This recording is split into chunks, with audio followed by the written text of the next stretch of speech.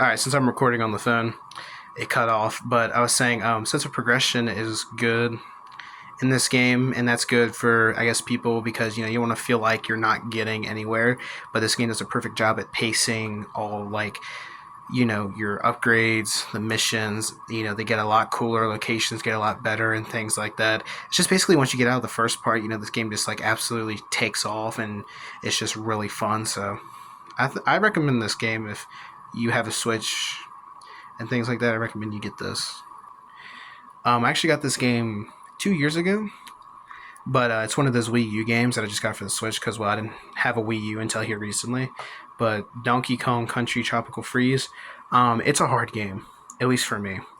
I'm a gamer, but this game stumps me a lot with its levels. And I know that some of you are probably like thinking, how is he struggling on a Donkey Kong game? Listen, this one is hard. I can barely beat a lot of the levels that are on here and things like that, you know, but I'm still trying to chug through it and beat it. This is a hard game, but it's been fun. I like the challenge and things like that. But yeah, Donkey Kong. So moving on from the like games now, I have just only I only have just a couple cartridges, and one of them is Super Mario Bros. 3 for the GBA. I played this one a little bit. I didn't really play the GBA a lot. We have one, but I was just more of like the handheld, like DS kid growing up. I never really played the GBA, but the DS did have a GBA slot so you can play those games in. But even then, I still didn't play this one a lot. But yeah, Super Mario Bros. 3. Ghosts and Goblins. Sadly, don't have the Game Boy anymore.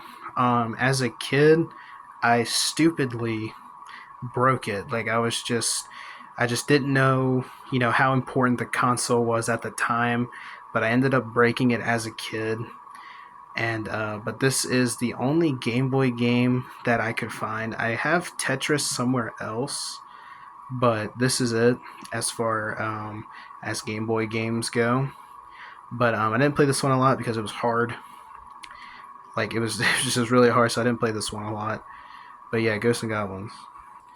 Moving on to consoles now. This is actually my sister's DSi, just a hand me down because I don't think she's coming back to get it anytime soon.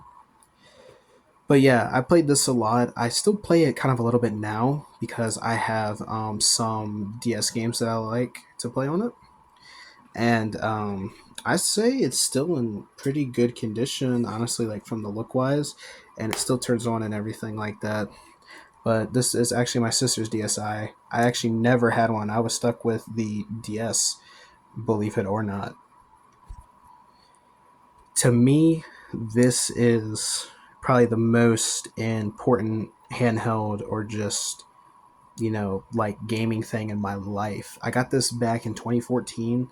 I was only 9. Yes, I'm an '05 kid.